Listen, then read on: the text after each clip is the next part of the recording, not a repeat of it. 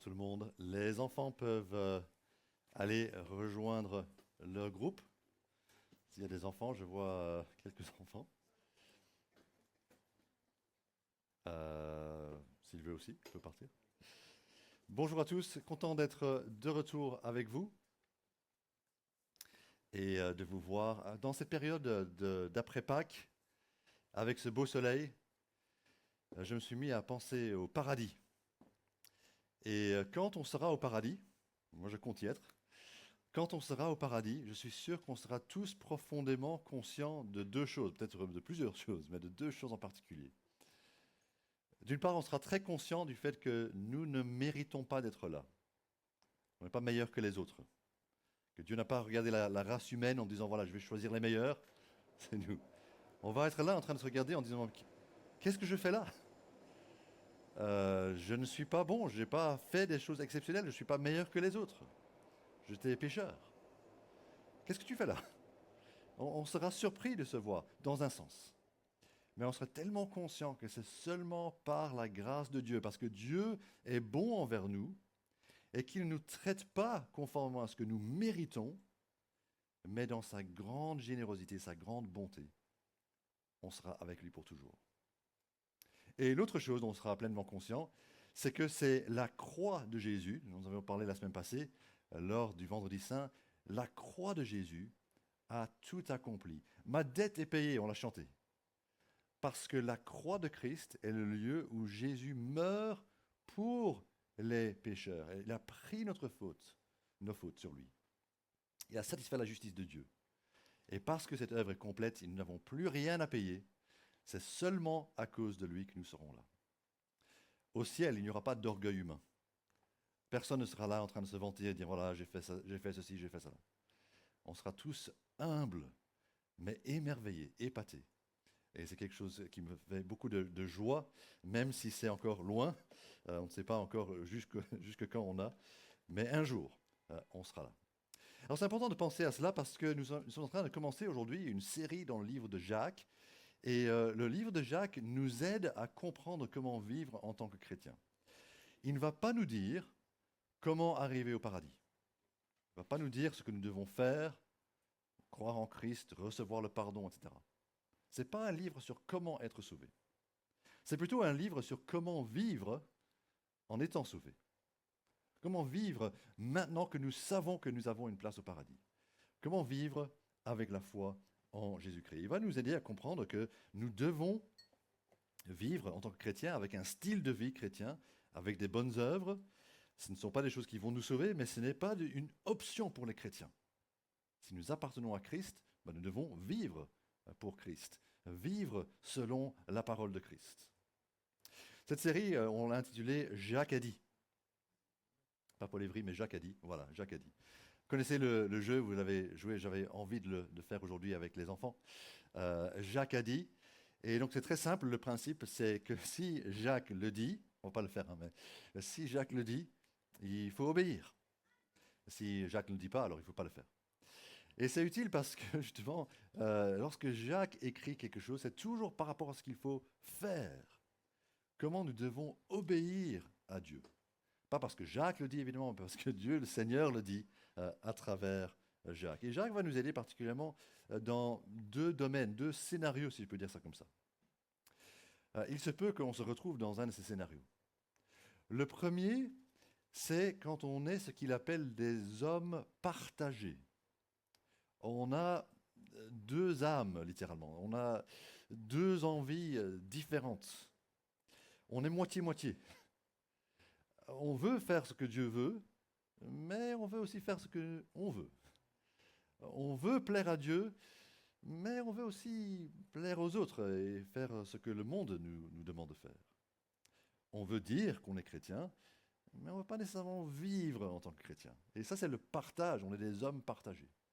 Et à travers la lettre que nous allons lire semaine après semaine, et je vous invite à revenir les prochaines semaines parce qu'on va vraiment construire ce qu'on va voir aujourd'hui en voyant toutes les paroles de Jacques, il va nous aider à voir, à diagnostiquer là où nous sommes des hommes partagés. Où nous avons cette envie un peu à moitié plutôt qu'être entièrement dans la volonté de Dieu. Donc ça va nous aider à ne pas vivre notre foi à moitié, mais à la vivre à fond. La foi et les œuvres allant dans la même direction, vivant pour Dieu. Mais ça va aussi nous aider à apprendre l'obéissance. Je suis conscient qu'on a beaucoup de jeunes chrétiens parmi nous, à l'Église, et il y a des domaines dans lesquels nous savons que nous devons obéir à Dieu. Il faut lire la Bible, il faut aller à l'Église, il faut servir. Mais il y a d'autres domaines qu'on ignore qu'en fait, ça doit aussi être soumis à Dieu. On doit aussi vivre pour Dieu dans différents domaines auxquels on n'a pas vraiment pensé. Par exemple, quand on n'a pas beaucoup d'argent. Qu'est-ce que Dieu nous demande de faire quand on n'a pas beaucoup d'argent? Ou quand nous sommes en difficulté, ou quand nous nous sentons tentés. Qu'est-ce que Dieu veut de nous vraiment? Quelle est l'obéissance? Et c'est par là qu'on va commencer aujourd'hui. Comment vivre dans les difficultés? C'est une parole à ceux qui sont éprouvés. Vous êtes éprouvés aujourd'hui. Nous passons tous par des difficultés. Et on va essayer de parler de comment nous pouvons réagir quand nous nous sentons éprouvés. Vous avez compris qu'on est dans le livre de Jacques. Et je vais lire les premiers versets. De la part de Jacques, serviteur de Dieu et du Seigneur Jésus-Christ, aux 12 tribus dispersées, salut.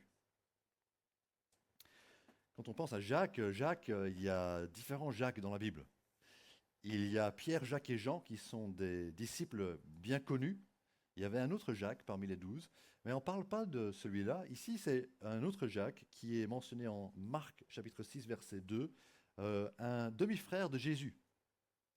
Il a vu Jésus grandir dans sa famille, il était donc plus jeune que Jésus. Il a grandi avec lui, il a vu Jésus partir vers un ministère, enseigner les autres, faire des miracles. Mais c'est seulement après la résurrection que Jacques est devenu vraiment croyant. Il a accepté que Jésus était le Fils de Dieu. Il l'appelle ici son Seigneur. Il a vraiment mis sa confiance en lui. Jacques a eu un grand rôle, un rôle important dans l'église de Jérusalem. Mais il écrit aux tribus dispersées. Par là, il veut dire les 12 tribus, c'est les Juifs. Donc il parle à des lecteurs juifs, mais qui sont dans différents pays de la Méditerranée, autour de la Méditerranée. Vous vous souvenez qu'à la Pentecôte, des gens étaient venus, des Juifs étaient venus de plein de nations différentes pour être à Jérusalem ce jour-là, et ils ont entendu la bonne nouvelle que Jésus était mort pour les péchés et ressuscité pour nous donner la vie.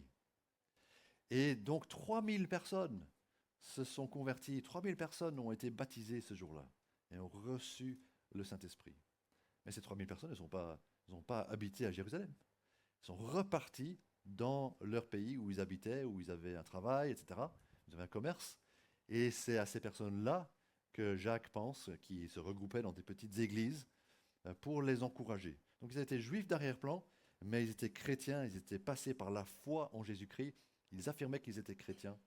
Et c'est à eux qu'il écrit. Il se décrit comme serviteur de Jésus-Christ parce que, comme nous, il n'était pas apôtre. Mais même si nous ne sommes pas apôtres ou enseignants, nous sommes tous serviteurs parce que nous avons compris que Jésus est notre Seigneur. Lisons alors ce qu'il leur dit. Mes frères et sœurs, considérez comme un sujet de joie complète les diverses épreuves auxquelles vous pouvez être exposés, sachant que la mise à l'épreuve de votre foi produit la persévérance. Mais il faut que la persévérance accomplisse parfaitement sa tâche, afin que vous soyez parfaitement qualifiés, sans défaut, et qu'il ne vous manque rien. Si l'un de vous manque de sagesse, qu'il la demande à Dieu, qui donne à tous simplement et sans faire de reproche, et elle lui sera donnée. Mais qu'il la demande avec foi, sans douter. Car celui qui doute ressemble aux vagues de la mer, que le vent soulève et agite de tous côtés. Qu'un tel homme ne s'imagine pas qu'il recevra quelque chose du Seigneur. C'est un homme partagé, instable dans toute sa conduite. Que le frère de condition humble tire fierté de son élévation, que le riche au contraire se montre fier de son abaissement, car il disparaîtra comme la fleur de l'herbe. Le soleil se lève avec son ardente chaleur, il dessèche l'herbe, la fleur tombe, et toute sa beauté s'évanouit. De même, le riche se flétrira dans ses entreprises. Heureux l'homme qui tient bon face à la tentation, car après avoir fait ses preuves, Il recevra la couronne de la vie que le Seigneur a promise à ceux qui l'aiment. Que personne, lorsqu'il est tenté, ne dise « c'est Dieu qui me tente ». Car Dieu ne peut pas être tenté par le mal et il ne tente lui-même personne. Mais chacun est tenté quand il est attiré et entraîné par ses propres désirs. Puis le désir, lorsqu'il est encouragé, donne naissance au péché. Et le péché, parvenu à son plein développement, a pour fruit la mort. Regardant cela, il y a 3 choses que nous devons apprendre. 3 exhortations de la part de Jacques pour gérer les moments les plus difficiles de notre vie. Lorsque nous sommes dans l'épreuve, éprouvés de diverses manières, qu'est-ce que nous devons faire? Il nous dit d'abord, considérez ses bienfaits. Considérez les bienfaits de l'épreuve. Alors j'ai pensé à différentes épreuves que nous pouvons rencontrer dans notre vie. Ça peut être notre santé, on a vraiment mal physiquement, ou on apprend qu'on est malade, notre santé n'est pas au beau fixe. Ça peut être des pertes, on doit quitter notre logement, on doit peut-être quitter notre pays à cause d'une situation d'instabilité où on n'a plus le droit de rester. Il y a des épreuves aussi qui nous affectent dans nos difficultés relationnelles. On perd des amis, on perd peut-être un mari ou une femme. Et puis il y a différents découragements qui peuvent aussi nous atteindre dans la vie avec les soucis du quotidien ou des grandes choses qui peuvent nous arriver de tragiques dans la vie. Quand nous sommes face à ces épreuves, généralement nous avons tous la même réponse. Nous baissons les bras et nous disons « Oh, qu'est-ce que c'est décourageant. Je me sens mal. » C'est la réaction normale. Et c'est facile dans ces circonstances de s'apitoyer sur soi et de dire combien c'est dur. On pourrait passer un peu de temps ici à parler les uns avec les autres. Je suis sûr que dans 5 minutes, vous allez me dire ce qui vous trouble, ce qui vous pèse, ce qui est une épreuve pour vous. Et bien sûr, on comprend ça et c'est nécessaire de pouvoir parler. Il ne faut pas se cacher et faire semblant que tout va bien. Mais on ne va pas ressentir de la joie dans l'épreuve, n'est-ce pas? On ne va pas ressentir de la joie. Et Jacques, en fait, ne nous dit pas ressentez de la joie, expérimentez de la joie, parce que ce n'est pas possible. Il ne dit pas cela, mais considérez comme un sujet de joie. C'est-à-dire, on arrivera à supporter l'épreuve en n'ayant pas nécessairement une autre expérience émotionnelle, une autre réaction émotionnelle, mais en ayant une autre attitude vis-à-vis de l'épreuve. Il dit bien considérer et pas expérimenter. Considérer, ça veut dire une réflexion, une attitude. Qu'en fait, on va regarder à l'épreuve et on va voir le produit de cette épreuve. Qu'est-ce que cette épreuve peut produire chez moi, chez nous, chez mon frère, chez ma sœur? La persévérance va être un beau produit de l'épreuve. On va voir ça aujourd'hui. La perfection même, parce qu'il dit que la persévérance va accomplir parfaitement sa tâche. C'est l'image de l'engrais. Je ne suis pas comme Howard qui est un très bon jardinier, mais j'ai compris que pour faire des belles fleurs, il faut de l'engrais. L'engrais n'est pas nécessairement très beau, très bon. Mais à travers l'engrais, si on met assez d'engrais sur les fleurs, il y a des belles fleurs qui poussent. Et à travers les épreuves que nous vivons, qui sont un peu comme l'engrais, qui sentent mauvais, qui sont difficiles, des belles fleurs ou de beaux produits, de beaux fruits peuvent pousser. Parce que le verset 4 nous dit, « Il faut que la persévérance accomplisse parfaitement sa tâche, afin que vous soyez parfaitement qualifiés, sans défaut, et qu'il ne vous manque rien. » Lorsque Dieu nous considère, il considère qu'il y a un manquement ou des manquements chez nous. Ce ne sont pas des manquements chez lui. Lui est parfait, il justifie, il donne son esprit, il nous a accordé la rédemption, il nous a donné gratuitement la vie éternelle. Il n'y a rien qui manque chez Dieu. Dieu donne tout ce qu'il faut pour le salut. Mais il nous voit quand même comme des gens qui manquent quelque chose. Il nous manque des œuvres. Il nous manque le fruit de l'esprit. Il nous manque d'être mûrs et complets. On n'a pas encore cette maturité. Et donc, il veut qu'il ne nous manque rien. Il aura beaucoup besoin de beaucoup de persévérance et beaucoup de sagesse, parce que nous manquons cruellement de persévérance, de courage et de sagesse. Si vous manquez de la sagesse, dit-il au verset 5, nous devons prier. Alors, je vais essayer d'expliquer comment nous avons ce manque de sagesse. La sagesse, en fait, nous permet de voir les épreuves différemment. On est en train de parler de comment nous réagissons intérieurement, normalement, à la sagesse. Mais pour réfléchir et réagir différemment, il faut que Dieu nous donne une autre attitude, une autre mentalité. Et cette mentalité-là, c'est la sagesse de Dieu. Pour voir le bienfait que la souffrance peut produire en nous.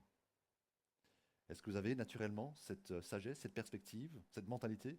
Ben non, vous ne l'avez pas, moi je ne l'ai pas non plus. Et donc il faut demander à Dieu. Et lorsqu'on demande à Dieu, verset 5, lorsque nous demandons à Dieu, il donne à tous, simplement et sans faire de reproches. La sagesse nous sera donnée. Ça c'est formidable. Demandez à Dieu et il donne sans reproche, sans dire « Oh, mais quand même, tu devrais savoir mieux. Oh, ça fait combien de temps que tu es chrétien? Mais allez, tu n'as pas encore appris ça. » Non, il ne va pas faire de reproches. Il comprend qu'on demande quelque chose et il nous le donne. Et il donne délibérément, volontairement, pleinement. Ça nous est tous arrivé, je pense, de penser à donner un cadeau à quelqu'un.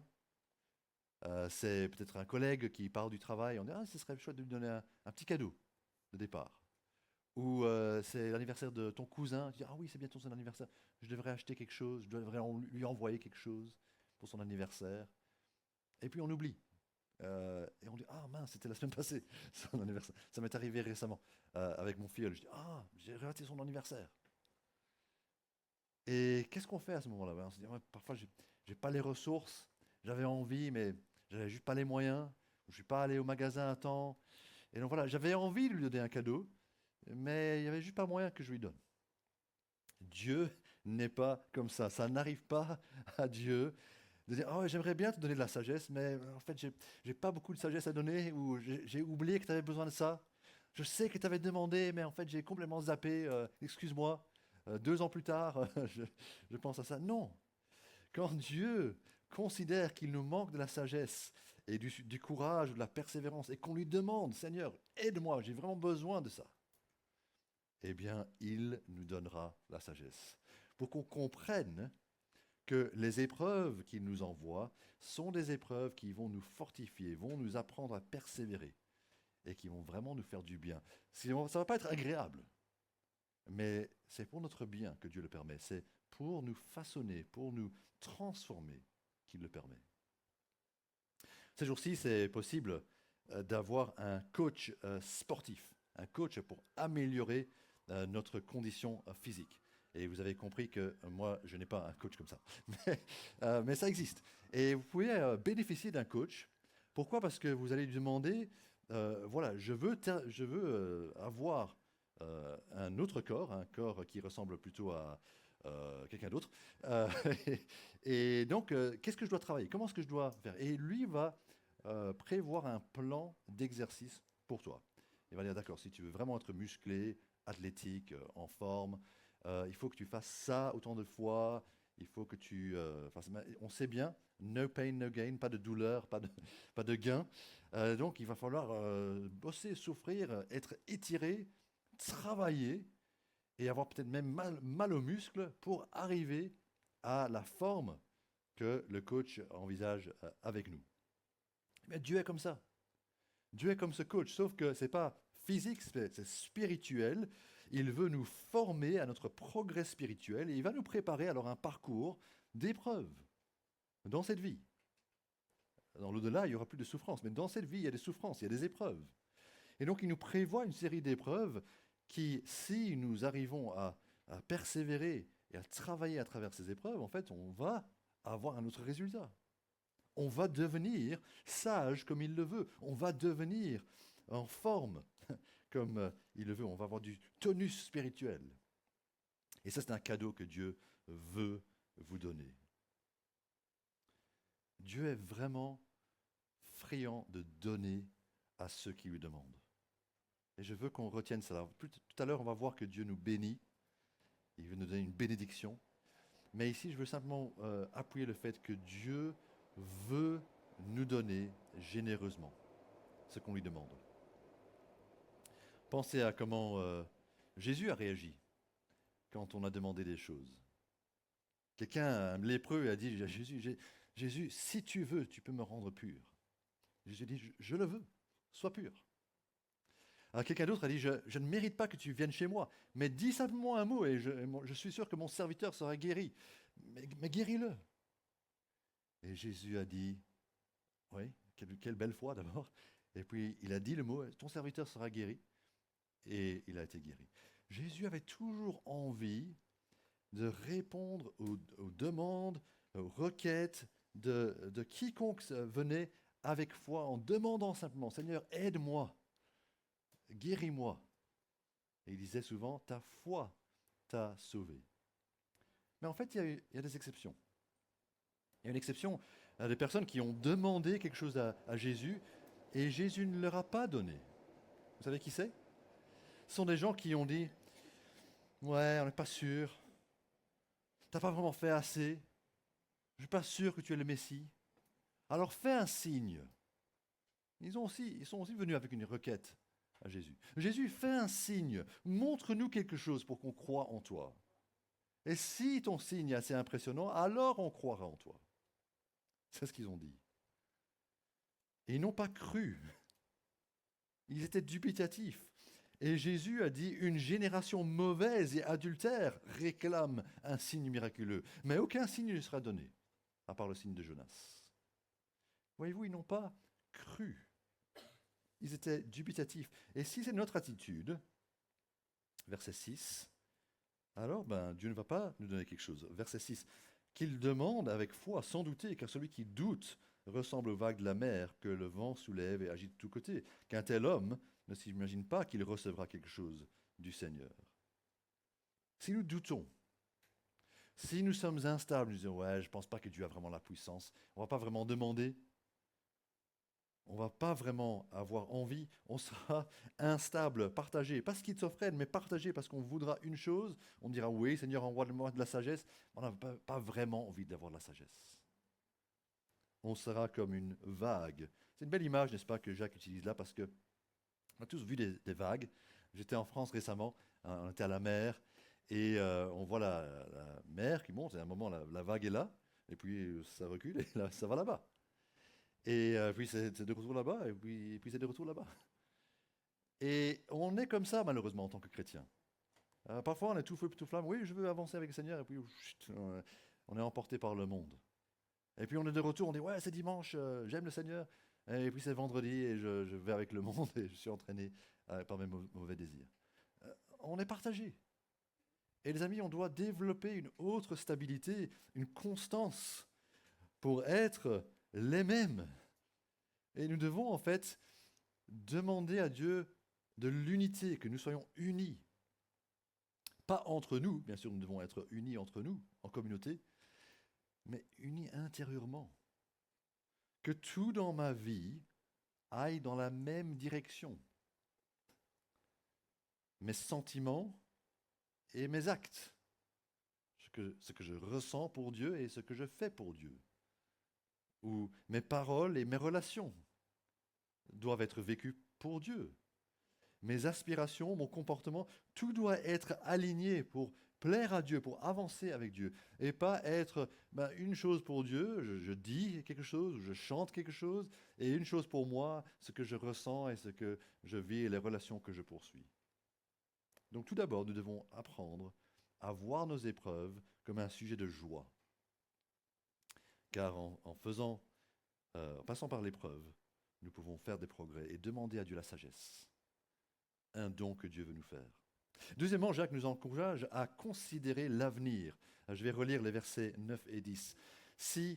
Que le frère, de condition humble, tire fierté de son élévation, Que le riche, au contraire, se montre fier de son abaissement.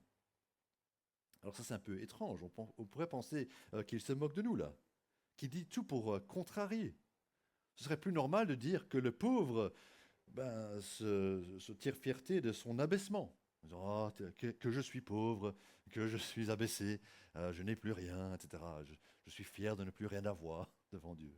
Et que le riche soit fier de son élévation. Voilà, j'ai une position importante, j'ai beaucoup de fric, merci Seigneur, j'ai reçu ça dans ma vie. Mais en fait, il dit le contraire. Le pauvre qui est élevé et le riche qui est abaissé. Et on se dit, mais attends, mais Jacques, tu es en train de nier la réalité là. Ça semble être du bouddhisme plutôt que du christianisme, parce que le bouddhisme nie la souffrance. Il dit non, non, non, il n'y a pas de souffrance. Ça ne fait pas mal. C'est juste une illusion. Tellement le bouddhisme est cruel. Mais la Bible ne nie pas la réalité, ne nie jamais la réalité. La Bible ne nie pas la réalité de la souffrance et le mal que ça nous fait de souffrir. Mais néanmoins, Jacques et la Bible regardent plus loin. Jacques a dit, considérez l'avenir. Considérez l'avenir et vous verrez les choses différemment. Les circonstances de la vie présente ne sont pas permanentes, elles ne sont pas éternelles. Elles semblent être tout. On est obnubilé par notre problème. On voit juste le problème maintenant. Mais il faut voir au-delà. Parce qu'après, les choses vont changer. Et Jacques nous dit, considère l'avenir, à la fin de la vie. Cet homme riche, il disparaîtra comme la fleur de l'herbe. Comme ces pâquerettes que vous cueillez, que vous présentez à maman, et puis une demi-heure plus tard, elle est fanée, elle est morte. La fleur, pas maman. Mais ça c'est fané. Ça ne dure pas. Mais c'est comme ça la gloire de l'homme. Ça va sûrement se passer. Verset 11. Sa fleur tombe et toute sa beauté s'évanouit. De même, le riche se flétrira dans ses entreprises. L'homme qui commence une firme et il devient quelque chose et il nomme cette firme après lui, c'est Dupont. C'est chez Dupont, c'est Dupont Entreprise. Et puis il a des fils, et c'est Dupont et Fils, et c'est une grande entreprise. Eh bien cet homme-là, un jour, il doit mourir, et il ne reste plus que ses fils, et l'entreprise passe à quelqu'un d'autre. C'est fini tout ça, parce que ça va passer. Ça doit nous informer, nous affecter. Parce que les épreuves de la vie et la mort nous enlèveront nos richesses présentes. Mais nous n'allons pas tout perdre, parce que cette vie n'est pas tout. Nous ne sommes pas là pour poursuivre le rêve américain ou le rêve belge. Mettez de l'argent de côté et puis vous aurez une belle retraite, vous allez pouvoir profiter de la vie.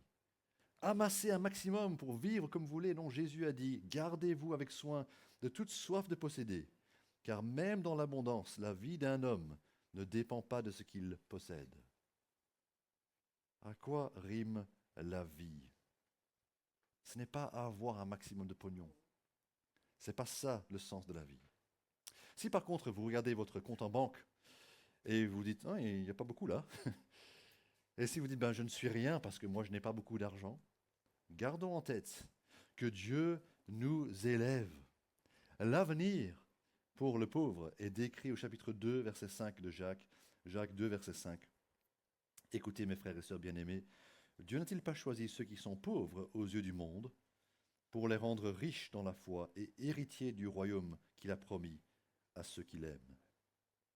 Vous voyez cela? Nous pouvons encore supporter une vie simple parce que Dieu ne nous méprise pas. Peut-être qu'on n'a rien selon le monde, que le monde se moque de notre voiture en disant tu roules dans ça, ou méprise notre maison parce que ce n'est pas une maison extraordinaire. Mais tu sais, tu ne l'auras pas toujours. Mais nous sommes héritiers du grand roi. Notre pauvreté n'est pas notre état final. Et si par contre nous sommes riches, nous devons aussi entendre ce que dit Jacques, que notre vie présente n'est pas tout. Nous allons perdre notre maison, nous allons perdre notre voiture. Mais nous pouvons déjà profiter de cela pour le mettre au service de Dieu maintenant, parce que nous savons que nous l'avons pour une période. Et nous devons faire fructifier les ressources qu'il nous a données pour l'éternité. Souvenons-nous que notre beauté et notre entreprise disparaîtra. Et ça fait peur à nos contemporains. Mais nous sommes au clair avec la vérité. Si nous perdons des choses ici, nous ne perdons rien là-haut. Donc dans les épreuves, nous devons commencer à voir plus loin, à voir l'éternité et à revoir alors comment nous nous sentons par rapport à l'épreuve présente. Alors qu'est-ce que ça nous encourage à faire? Troisièmement, ayant appris que nous devons voir au-delà des épreuves, et il dit, versets 12 à 15, tenez bon. Le verset 12, en fait, est la clé de toute cette section. Je vais relire le verset 12. Heureux l'homme qui tient bon face à la tentation, car après avoir fait ses preuves, il recevra la couronne de la vie que le Seigneur a promise à ceux qui l'aiment. Tenir bon dans l'épreuve afin de recevoir la bénédiction. Il dit heureux, heureux l'homme ou heureux la femme. Dieu veut bénir. Je sais que c'est difficile de ressentir ça quand on est dans l'épreuve, quand on est dans la perte, on se dit mais est-ce que Dieu est vraiment bon? Mais Dieu dit heureux.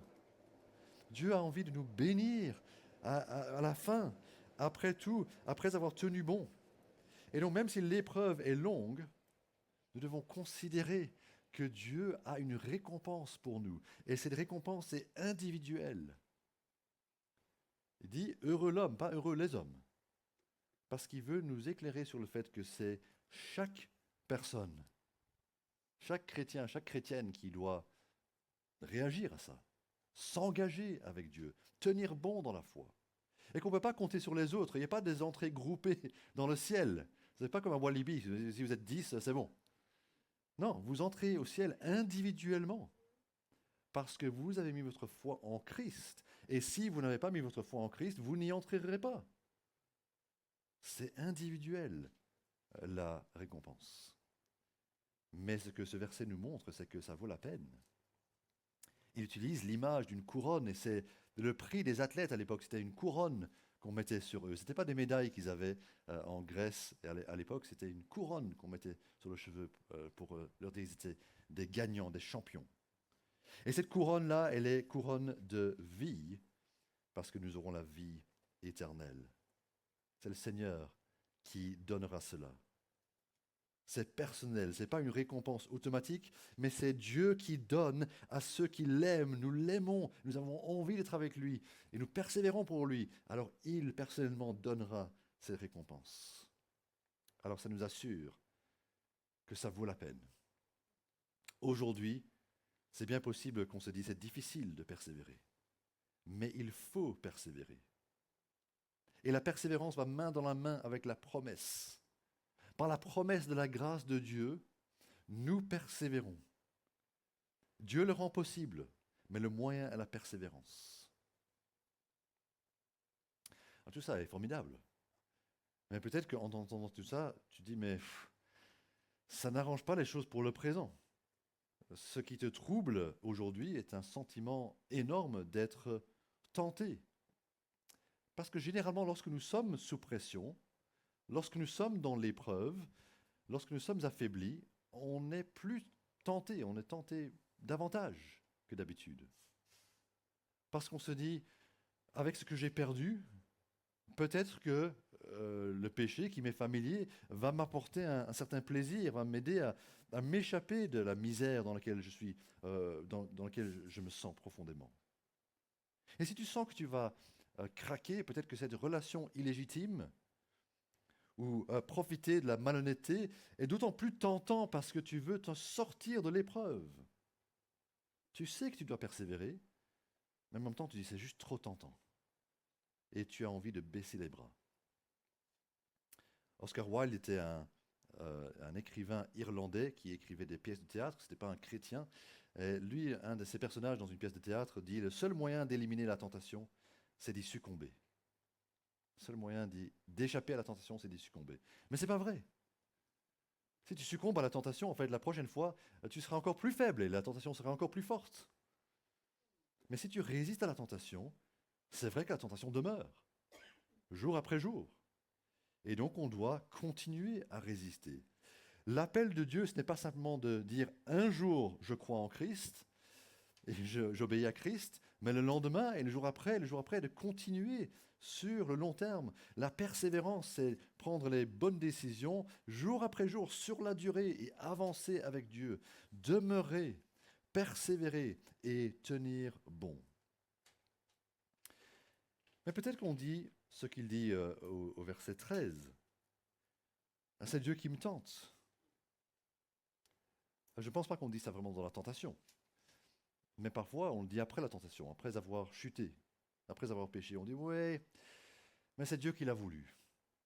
Il m'a mis dans de telles circonstances que j'avais pas trop le choix. Et il sait quand même de quoi je suis capable. Et là, voilà, j'étais juste pas, c'était pas apte à résister à cette tentation-là. Peut-être qu'on accuse nos circonstances. On dit comme, ah non, mais c'est la femme que tu as placée à côté de moi. C'est à cause d'elle que je suis comme ça. Ou c'est parce que mes enfants sont tellement énervants que je me suis fâché sur eux. Je me souviens d'un enfant qui était mal élevé, qui se comportait mal, et je lui ai dit, mais qu'est-ce qui se passe? Pourquoi est-ce que tu agis comme ça? Et il m'a dit, mais c'est parce que les autres sont tellement énervants. Il ne voulait pas reconnaître la faute chez lui, c'était la faute des autres. Et en fait, c'est une façon de dire, Dieu m'a tenté. C'est Dieu qui m'a mis là, devant une situation où j'étais faible. Dieu m'a mis devant une tentation qui était trop forte pour moi. Je n'ai pas pu résister à ça. C'est la faute à Dieu. Non, ce n'est pas la faute à Dieu. On ne peut pas accuser le déterminisme génétique. Je suis comme ça, c'est mes gènes. On ne peut pas accuser Dieu en disant Dieu m'a fait comme ça. On ne peut pas dire que c'est la faute de nos parents, nous avons éduqué comme ça. Non, nous sommes responsables. Et si nous chutons, ce n'est pas Dieu qui nous tente, il ne nous tente jamais. Mais c'est parce que, verset 14, chacun est tenté quand il est attiré et entraîné par ses propres désirs. On a suivi le diable, et ce n'est pas la faute du diable. Quelque part, l'attention est sur nous. Si nous péchons, c'est notre faute. Ce n'est pas la faute de nos parents, ce n'est pas la faute de notre femme, ce n'est pas la faute de notre frère. C'est nos désirs mauvais qui nous ont entraînés vers la tentation. Alors bien sûr, la tentation n'est pas le péché. Une idée mentale, une image mentale peut nous venir dans notre tête, une affreuse pensée, une envie mauvaise. Et il faut juste éteindre ça, il faut couper ça directement quand on a cette tentation qui nous vient en tête. La tentation n'est pas un péché. Mais si c'est encouragé, verset 15, ça donne naissance au péché. Encouragé dans le sens de tiens, oui, ce serait intéressant de faire ça. Ah ouais, si je faisais ça, alors qu'est-ce qu'il ferait? Je pourrais clouer le bec. Ou je pourrais m'enivrer et oublier. C'est ça quand on entretient la pensée du péché qui nous entraîne vers le péché. Mais si on pêche, le résultat est la mort. Cette mort, c'est celle qu'Adam a amenée dans le monde par ses désirs. En étant faible devant la tentation, il a suivi ses désirs, il a donné naissance au péché, et puis il a entraîné la mort pour toute l'humanité. C'est la mort aussi que Jésus a portée, notre mort, à notre place, lorsqu'il est mort à la croix. Ce serait fou alors de retourner vers un péché qui conduit à la mort. Et donc nous avons un choix. La réaction que nous devons avoir est de rester obéissant, de résister à la tentation et de persévérer jusqu'au bout. Continuer malgré la tentation, continuer malgré l'épreuve par la foi. La réaction à éviter est la plainte ou de s'excuser en disant je suis comme ça, que Dieu m'a tenté, et de poursuivre le péché. Nous sommes appelés à nous battre contre le péché en nous, à mettre le péché à mort, plutôt que de nous laisser tuer et entraîner à la mort par le péché. C'est une bataille qui n'est pas de courte durée. C'est une bataille en fait qui dure toute notre vie de chrétien jusqu'au jour où Jésus revient. Mais n'oublions pas le résultat ultime. Qu'est-ce qui est à la fin de cette bataille? Qu'est-ce qui est à la fin de cette persévérance? Verset 4. Quand la persévérance aura accompli son œuvre, alors vous serez parfaitement qualifiés, sans défaut. Il ne vous manquera rien. Verset 12. Heureux l'homme, la femme, qui tient bon face à la tentation. C'est cela qui doit nous remplir de joie. Pas les circonstances et les épreuves et les difficultés de cette vie, mais le résultat que Dieu est capable de produire en nous, si nous nous attachons à lui et si nous lui demandons.